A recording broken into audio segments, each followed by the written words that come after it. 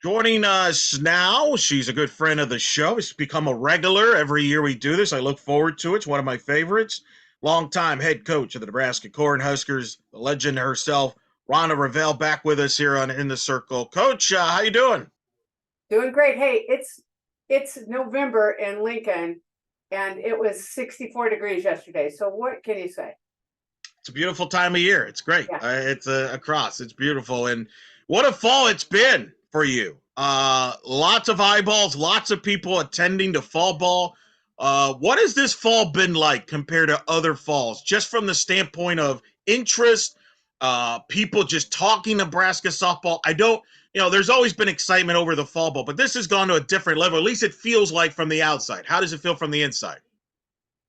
I think when the announcement came that Jordy was coming back home, I think that, we all had to sort of normalize that because, as you said, there was a spike in interest and a buzz and a lot of dialogue. I think as the fall went on, we were able to just go, okay, this is business as usual, which was really nice for all of us. So, but we did do some things that were a little bit different this fall to acknowledge that we are at a high point in interest. So we had open scrimmages before we started playing our fall exhibition season.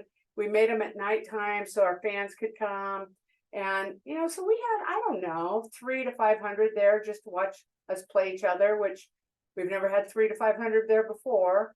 And then, our fall season, I don't know how many of our home games, but there were several home games that we had over 1,000 people here. And that's a lot. And then, of course, as you know, there's a large waiting list on the season ticket holders, and we've seen drawings for expanded seating. I've seen drawings, and so we're being assured that that'll be up and running by the time we have our first home game this spring. And so there's just a lot of things we had to have. Instead of just walking up to the locker room after games and some kids out there getting autographs, we actually had two autograph sessions, full-blown autograph sessions after fall ball. I mean, so different things like that. Good from that standpoint. And obviously, everybody knows the story with Jordy coming back home, and it's a big deal in that state. How is she handling it? How are you all handling that? Because she is still a human being. She's still a student athlete. So while there's maybe a lot of requests for interviews and things like that, at the same time, she has her. You have to give her space. She's a student athlete. How has that balancing act been going? Because I remember I had Nate Rohr on when the announcement was made, and he said one of the adjustments is we haven't had a player like this on the program in a while, as far as with the hoopla that Jordy has. So how has that gone? Well, I think it's gone as smoothly as possible, but we have some really good people in place that help with that. So number one, Matt Smith is the head of softball media relations, and he and Jordy are in contact with each other about when she wants to do something, how much she wants to do, when he runs interference, all that. And then also our sport administrator, Keith Zimmer, is the head of our life school skills at the University of Nebraska. So he gets a lot of requests for, student athletes all over the place. So he can do the same thing with Jordy. And I know she's met with both of them. And like in our office, we get some requests for her to do some camps and clinics, and I'll just go to her myself and she'll say, you know what, nothing during this time. I would be open during this time. And then she's got one of her good trusted friends serving as her agent, and I think that's been important too. So she has a lot of people in place that are really, really helpful. And the thing too that's good about Jordy is she wants to be accessible to people. She feels very much a responsibility, especially to young girls, to pass it on and be present for them. But she also will protect the fact that she knows she needs the time to be a student and an athlete so she can be the best for her team and teammates.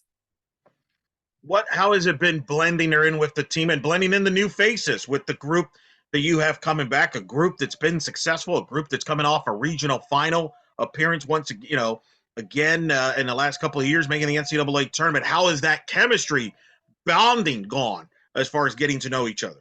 Yeah, that's been maybe the most surprising part. You use the word blending. I don't even feel like we needed it blended. It's like, you just pour it in together and all mix naturally.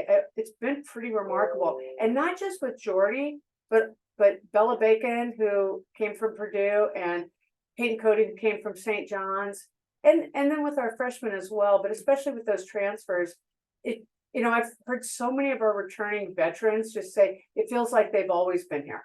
And that's about the highest compliment they can give. That is pretty high compliment there. Let's talk about some of those new faces. You just alluded to some of them. Let's start with the transfers.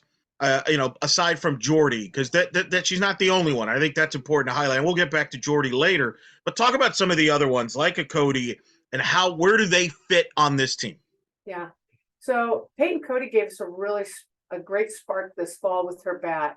She's a veteran hitter. She's used to being kind of the hitter on her team that's circled, like we got to keep this kid from hurting us. So she's used to having that kind of attention and pressure on her. So I really look for her to be able to carry on that. She's also catches some.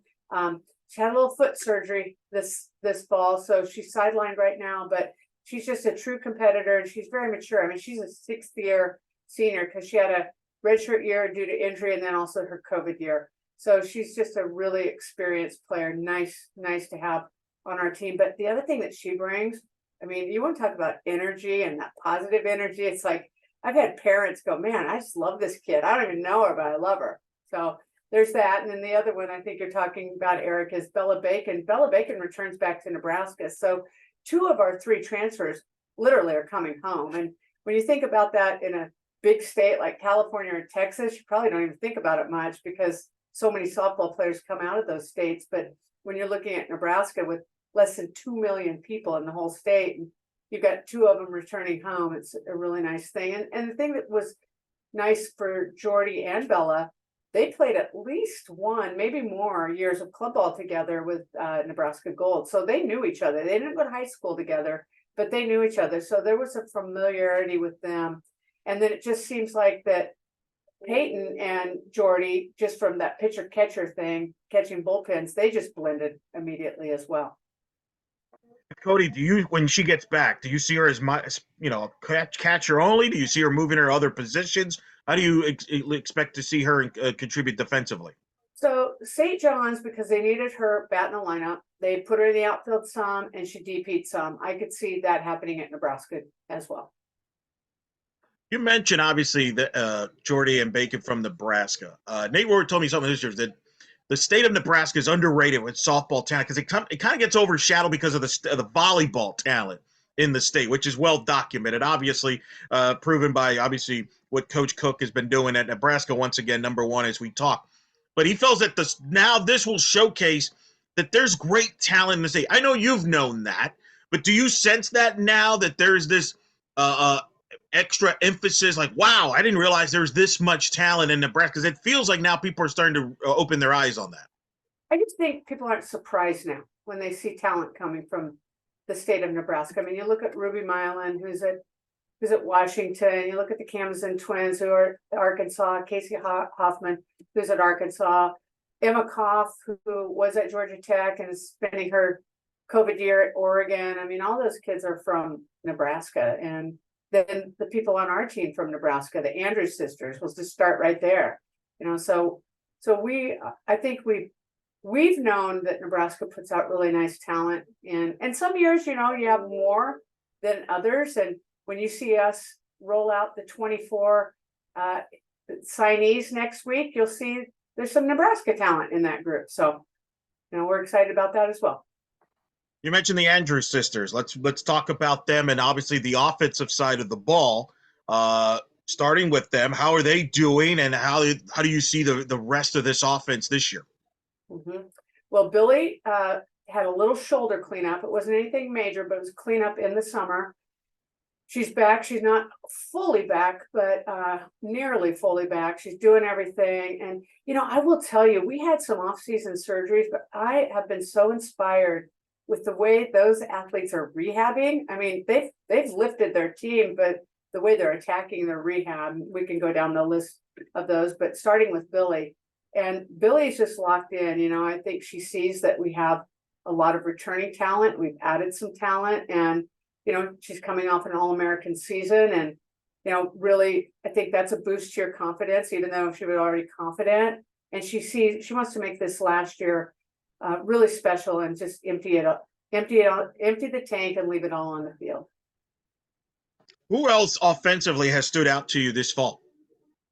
Ava Bredwell. I will tell you, Ava Bredwell right away. Ava has been our leading hitter in the fall. She hit over 500 through the fall. And if you consider our scrimmages and then our 8 games, and she's hitting over 500, I mean, and we faced good competition. It was all Division I competition this fall.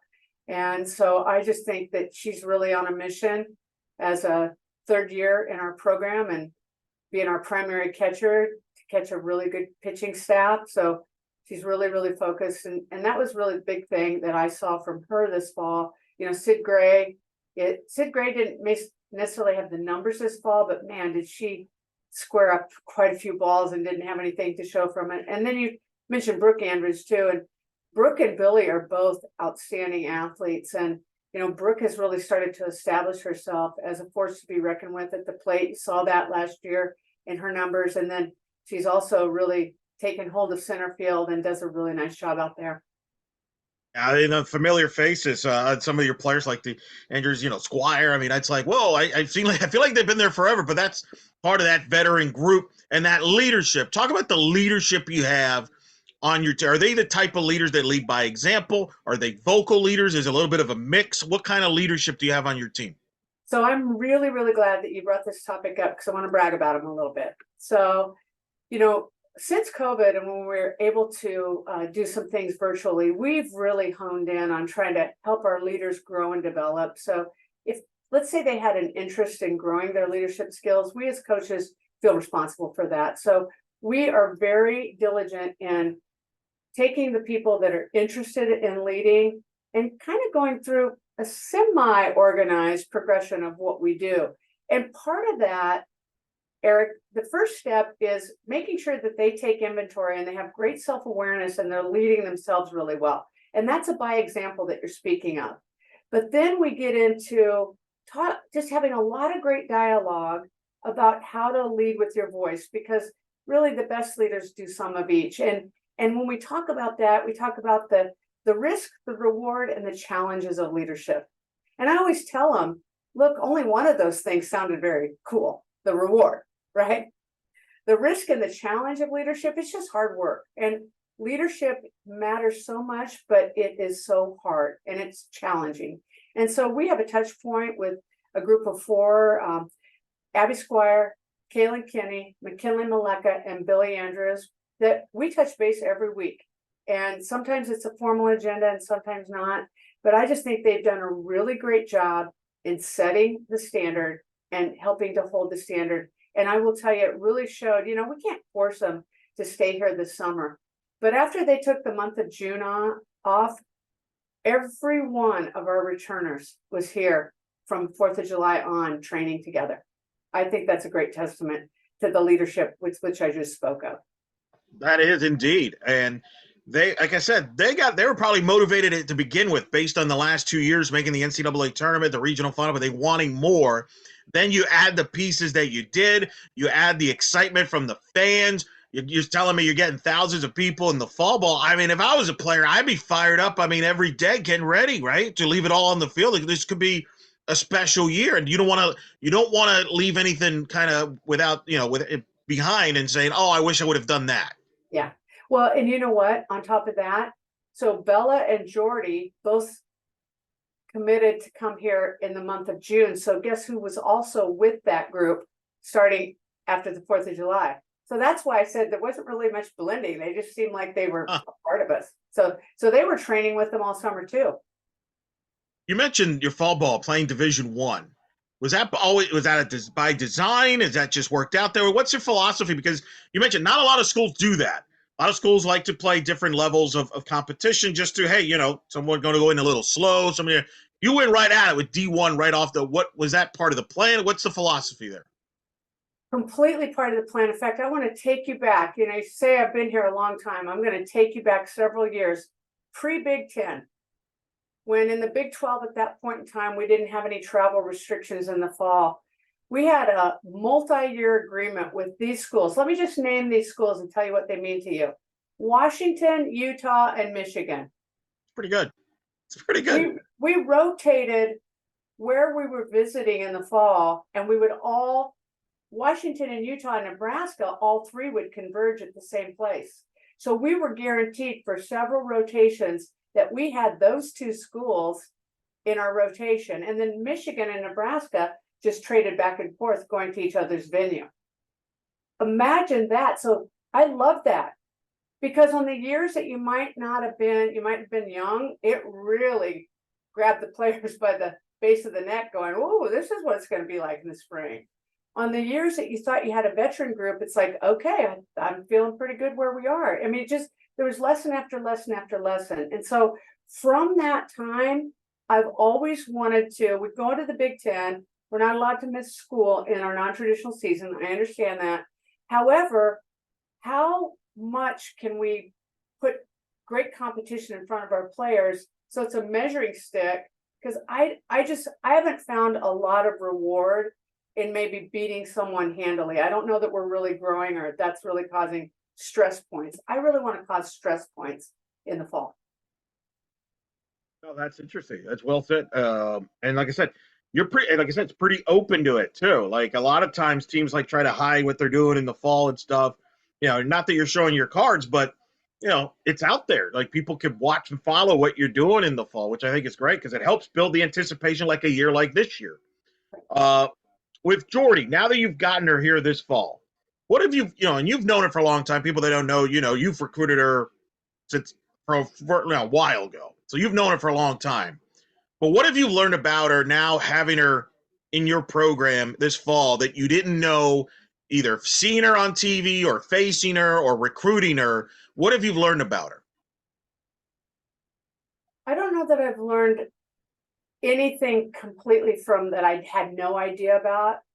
I've just learned it at a deeper level. So for instance, let's start with Jordy, the competitor. I mean, her motor runs in one gear.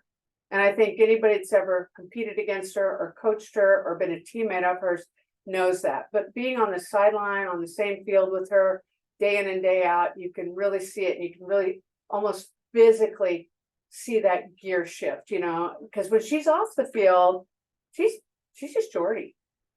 So it's not like she's always wired that way, but when it's time to get focused, she gets really focused in a hurry. I mean, she could flip her switch with the best of anyone. So there's that aspect. And I mean, there's been no surprise to the athlete she is. I've always known that. The other side of it is, I think she's an excellent communicator. Like she can articulate what she's thinking, feeling. It doesn't matter if it's something about the kind of truck her dad's driving or about her dog or about being in a 3-2 count with bases loaded in the 7th inning. She just is very thoughtful. She's very reflective. So you may have a conversation with her and she might come back to you the next day and go, I've been thinking more about that. And I think all of those things make her who she is. So as a person and as an athlete. So I don't know that there's any one thing that's really different. Maybe if there's one thing, she does kind of have a goofy side, just like fun loving and, kind of a little prankster to her. And I maybe hadn't seen that side as much as I have now. Yeah, no, that's true. And you bring up the competitive side. It reminds me of what Coach Patty Gasso told me was her freshman year, where in practice, she would challenge Jocelyn Allo. And she said it was some of the best practices she's ever had in her coaching career, just seeing because Jordy would bring that intensity in practice as a freshman to that offense. Have you noticed that? Has she brought that to your fellow hitters where it gets really competitive? You're like, whoa, this is really fun and bring the best out of them. Oh yeah, because I'm calling pitches for her and I say, hey, can we experiment with this today? And she's like, well, I want to beat him. I'm like, I do too, but I said, but this is the time of year to maybe experiment with some stuff, So yes, I absolutely understand that. I've seen her in the fall. She's hit some. We know what a base runner type she is. Is she going to try the two-way? Or you just focus? She going to focus just pitching? What's kind of the plan for her? So we sat down, all of the coaches and Jordy this fall and said, look, we need to find out how this taps into energy systems and to you, because you definitely have a lot of skill set that you could share and give and help the team. So I think that this would be a great dry run here for about a month to include you in everything and see the wear and the toll that, and you just really keep track. And I know at the end of fall, so she played every inning, whether it was DP, outfield, or pitching. So, and that was by design, very, very thought out. And so as we recounted the fall, she said, the first weekend, man, I was kind of taxed. And she goes, but I learned the rhythm of it and learned how I needed to fuel or how I needed to recover. And so I think it was really important to go through that.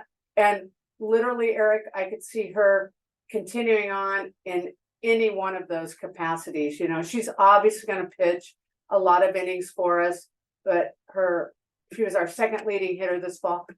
If that tells, yeah. Wow.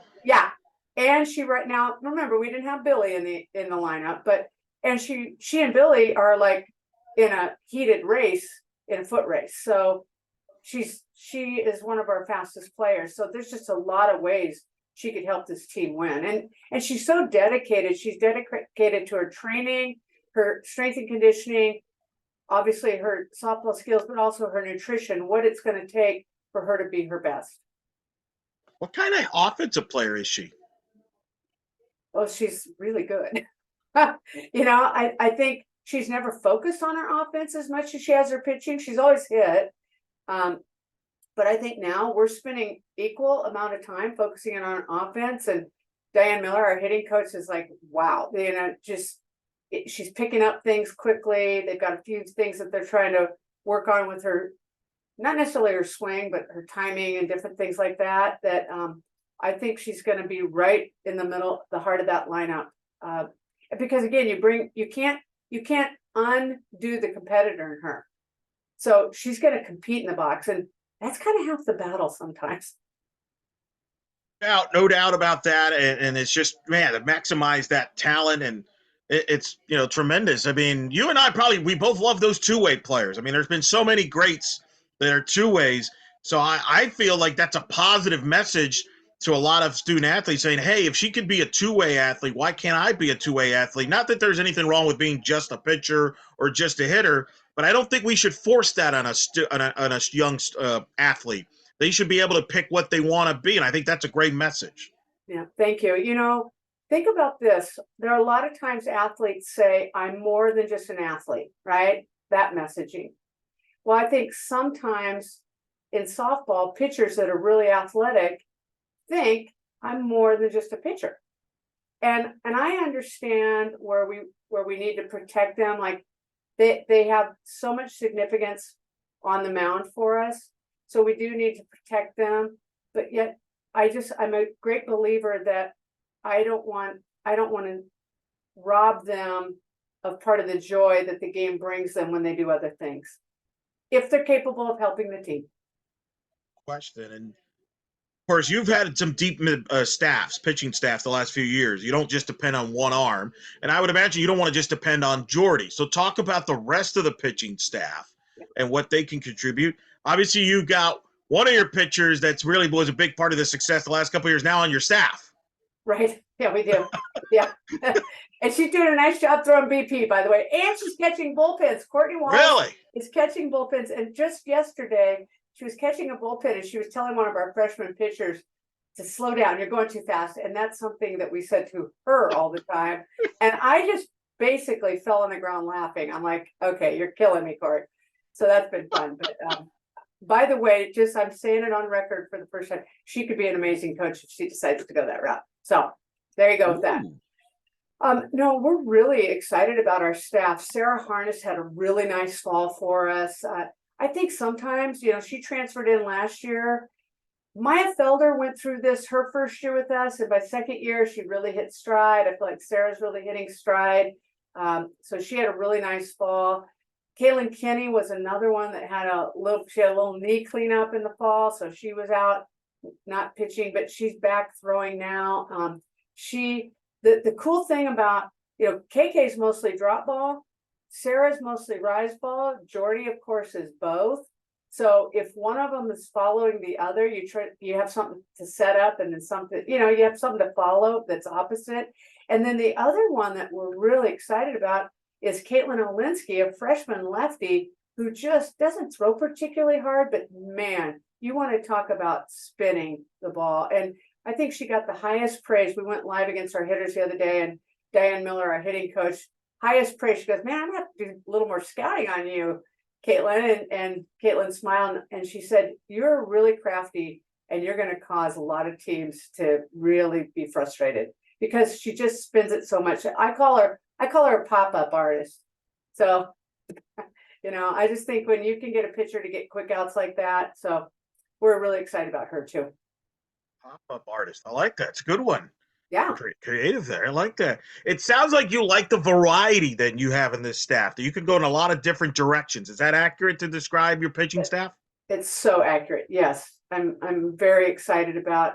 This is the most variety throwing at a high level that I feel like we've had in a long time. I mean, I just described 4 pitchers to you that I think by themselves could win ball games for us, but now you put the mixing and the matching together, and I think we're going to have a really nice staff. How do you feel about your defense as of today? You still have some questions in certain positions, or do you have a grasp of what you think your defense will look like when you get to opening day? I think we have a couple of question marks, where we're replacing Maya Felder at first base. So we're still working to solidify who's actually going to be there all the time. Our left side, has been in place for 3 years now. Kate Kaneda, first team, all Big 10 player in her freshman year, is back at second base. The other position that we're looking to fill is left field. Abby Squire is actually redshirting this year because she had a shoulder surgery just a couple weeks ago, and so we're just going to redshirt her and not try to hustle her back. And so we've got Talia Tokheim coming off of a ACL from last year. We've got Sammy Bland, who is a freshman this year. So those question marks, probably first base and left field, are our biggest question marks. Everybody else is returning. The freshman class, you mentioned a couple of those names. It sounds like they could contribute to, even though it's a veteran team you've got, there's some opportunities for the freshmen. What do you expect from this freshman class here in contributing to this team? Well, the 2 that I mentioned, I could see contributing a lot. I don't know how many innings that means or how many at-bats that means, but I think they could really impact. And the other bat that is elite bat speed and elite exit velos, Emerson Cope, who is also a freshman. She also pitches, plays a little first base, but her bat is what separates her. And when she squares something up, it just comes off the bat differently. There's those hitters that you can't coach that exit velo, and she just has that kind of power. So, I look for her to have an impact too. I actually think our DP position will be one of the most competitively sought after, because I mentioned Peyton Cody and mentioned Emerson Cope, so I just think that Bella Bacon, they're just people that are strong, that if they're not in the defensive lineup, they might need to be in the offensive lineup. You like sounds to me like you have depth and versatility with this particular roster. Is that the way to describe this roster? We do. So as you can imagine, that creates a lot more competition in practice. That's a good problem to have, right? Like, that's a good problem to have as a coach, walking out saying, man, we got so many options to play versus, man, we don't have a lot of options. So that's a good problem to have. It is. It's very nice. You mentioned, obviously, how you used to play Washington in the fall ball days there.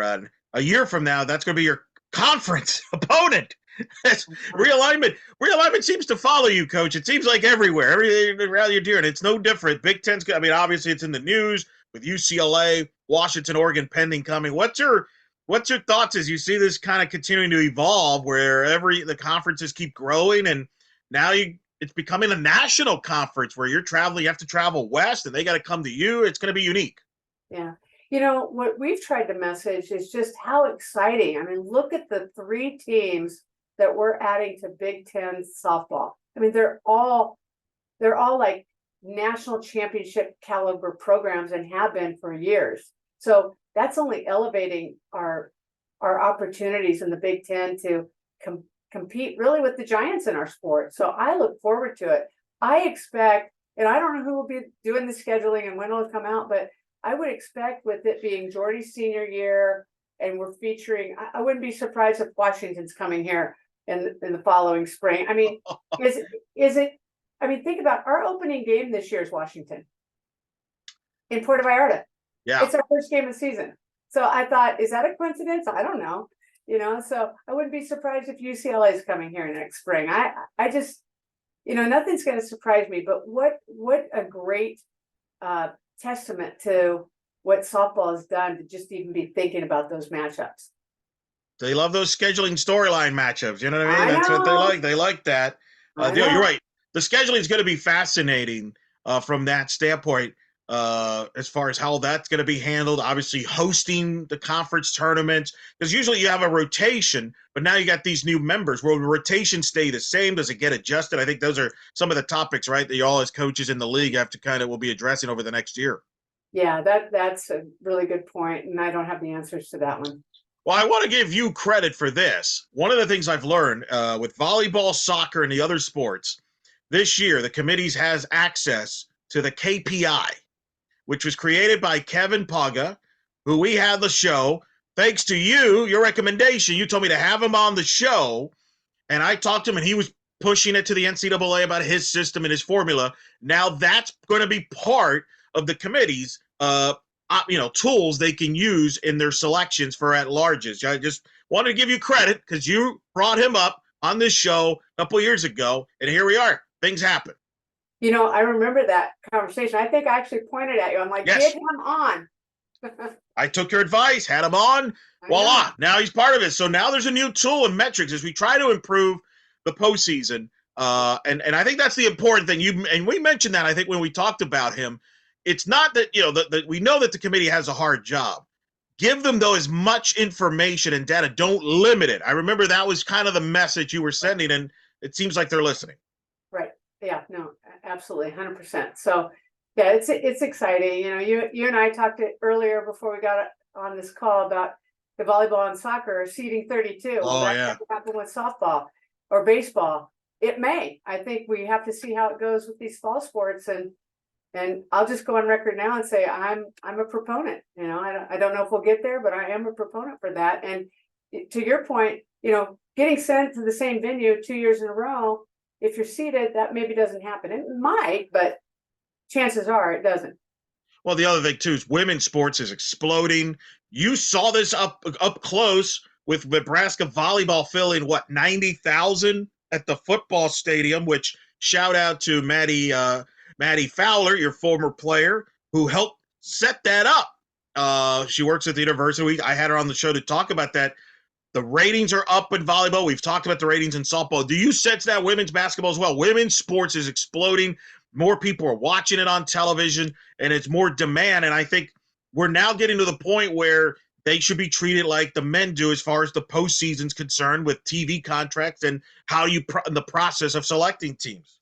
Yeah, by the way, I was able to go to that volleyball day in Nebraska, and I couldn't hardly stop just tearing up because it was just so, and I'll talk about it now, I'll probably get teared up. It was just so amazing. I remember I did the same walking path that I do for a football game. And as I walked over the bridge to our football stadium, all the same tailgating. And I had to keep reminding myself, this is a Wednesday. So, I mean, football's on a Saturday, but this is a Wednesday and it's full. So people clearly had to take time off work to do this. It was that important. And it was just, I mean, I can't even describe it. It ended up, I knew it was going to be big, but actually feeling it and living through it, it was bigger than I could imagine. It was so much more than volleyball, and it was so much more than Nebraska, but it was just incredible. But to your point, then Iowa basketball does the same thing, and they have over 55,000 out there. And what I think we're starting to understand at a deeper level with women's sports is if you give the opportunity, and just coming off the year of celebrating 50 years of Title IX, and probably many of us have been asked to talk and go speak on it. And the thing I find myself saying all the time, Eric, is if you give opportunity, so that means you resourced it, you funded it, you supported it in a variety of ways, you're finding people are responding to the product. So has it been that we've really lacked interest all these years, or that we just haven't had those things in place to give it the appropriate exposure that maybe what the men have been getting for some time now. I think the exposure is a big part of that. I mean, Big Ten Network's been big for volleyball's coverage, as well as pushing the softball coverage. All the platforms have been big. And as a result, casual fans are more now know. Like, I remember when I had Nate on and I asked him, is Jordy Bahl right now the most recognizable athlete at Nebraska? And he said, yeah, it's probably her or one of the volleyball players. And this is Nebraska, which is a football, a program, and think of all the great tradition.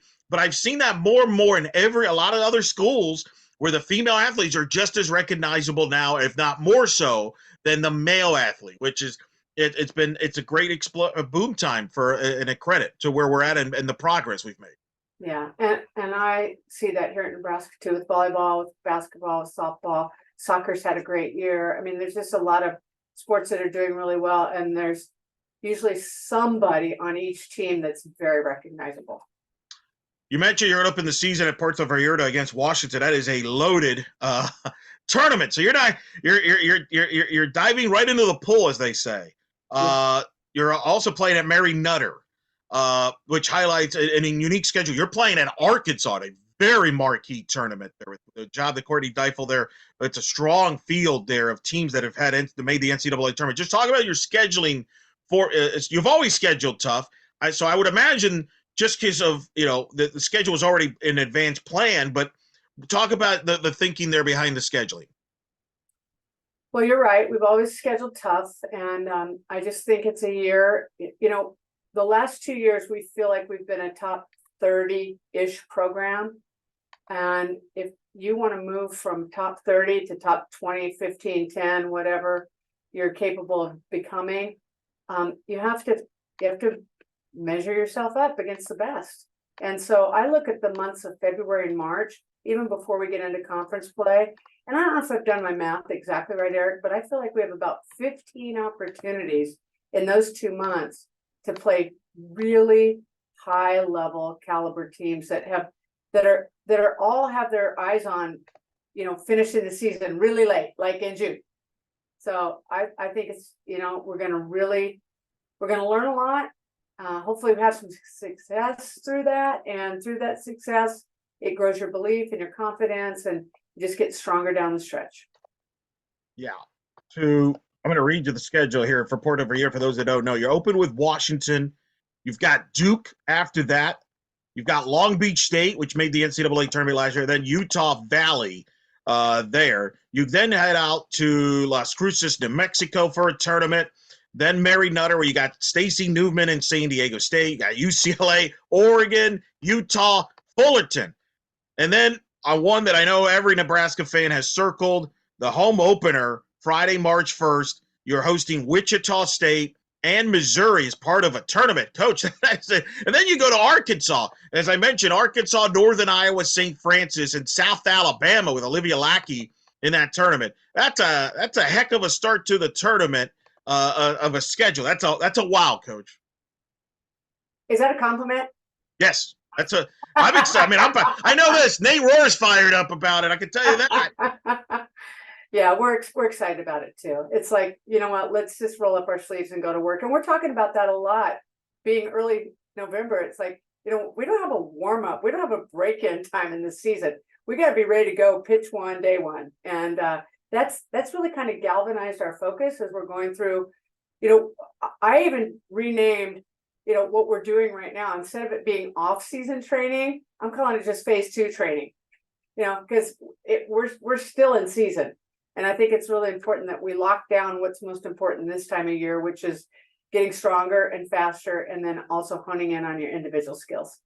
Well, that's part of, conference play. Every game is going to be a regional type of atmosphere you're going to get. If you get to the NCAA tournament, everybody's good. So, you don't want to, this is a good testing pattern. This is, it gets you stronger as it goes. And if you win a good amount of those games, you're going to be in position to host, which is so pivotal. It's become so big in the sport to host.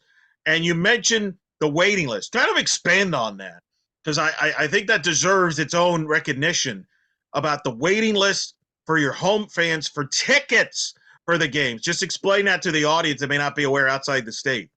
Right. So right now, our full capacity at Bowling Stadium with general admission, standing room is about 2,500. That's total.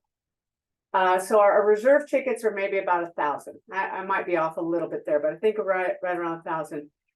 I believe it was within 72 hours of Jordy saying she's coming home that exploded. That waiting Yeah. list for tickets exploded to in excess of 3,500. I don't know the exact number, but we can't even fit that many in our stadium, let alone for reserve tickets. So Trev Alberts is like, I'm all in, let's get this done. So I know there's some renderings drawn, we've got to get to work, building it. It'll be done by the time we by the time we start in March here in Lincoln. And I think you'll see, I still don't know if we'll be able to accommodate everyone because we only have so much space, but I know that we're looking to add in excess of another 1,000 or so seats. I don't know the exact number. So some renovations have added seats potentially for this year and probably beyond, right? I mean, this is big picture deal. I'm curious, have teams, because you obviously are scheduling, obviously you scheduled for this year, but you're also, always trying to plan to schedule for next year. Are teams a lot more tentative? Are they not as quick to respond to your phone calls about scheduling next year? Or are they more receptive to it because of the roster, because of what you have, what you could potentially have next year and beyond? You know how this works? Oh, man, I don't know if I want to lose. Some get afraid where like, oh, she's going to be there another year or two. This team is going to be really good. What has been the scheduling been like for now moving forward? Plus, next year, as we mentioned, the Big Ten's going to look different. So that also is going to probably affect some of your non-conference. Right. I'm actually holding, because the schedule is going to look so different for next year in conference, I'm holding on some of that at home. But let me give an example of this year. We still were kind of unsettled that weekend that we have Wichita State and Missouri here. And once we found out that, we picked up some significant transfers and we thought we had a chance to have a special year, I was able to get a hold of Coach Anderson and Coach Bredbender and go, how do you feel about coming to Lincoln? And they jumped on it. So it wasn't any resistance at all because two great programs and two great programs within a 5-hour drive of Lincoln. And so it's like they understood it's going to be great for all three of us, and it should be a really great crowd. Just pray for some nice weather. I'll try to help you with that. Hopefully we can work it out on that. Last thing before we let you go, before you know it, February will get here. What are a couple things in your mind that you're curious when you're in Puerto Vallarta there that you want to find out about your team that you can't find out at practice, you can't find out scrimmaging, or that you're going to find out by facing somebody else? What are a couple things you're intrigued to learn about your team? When our back's against the wall, how we respond. Okay, it's a lot about our growing our belief and what the fight looks like with higher expectations and more belief and how far we can go. And I think really that's what we're looking for as we go into the season. And that's because that's a lot of our focus as we go into the off season. And, we had a team meeting before we started this second phase. And I said, anytime you go in and work alone, and we know you guys are going in and working in small groups, I can tell the lights are on sometimes when I leave the office and you're down there in the hitting facility. I said, make sure that you've won something when you walk out of there. And we started to really detail out, because you want to feel like it. You not just go in and do the work and say I've done the work, but that you actually know what it feels like to have won something. So it's just maybe a situation you put yourself in. I've got to square up a line drive here, or whatever it might be. I mean, it could be a lot of different things, but just trying to add that, staining our brain with that kind of memory and that kind of DNA, and then seeing how that plays out as we do that, as we hit the season. Nebraska head coach Rhonda Revelle joining us here at In the Circle. Coach, thanks so much for always taking the time with a busy schedule. I know there's been a lot of hoopla, a lot of media requests this year, and rightfully so, and that will continue with the excitement that I think not just Nebraska fans, but I think softball fans have to watch your program and your team this upcoming season and beyond. And you've always been kind to us. Thanks so much for coming on and talking to us, and we look forward to having you on soon again, and we'll talk to you down the road. Thank you, Eric. And as always, thanks for all you do for softball. You make a difference.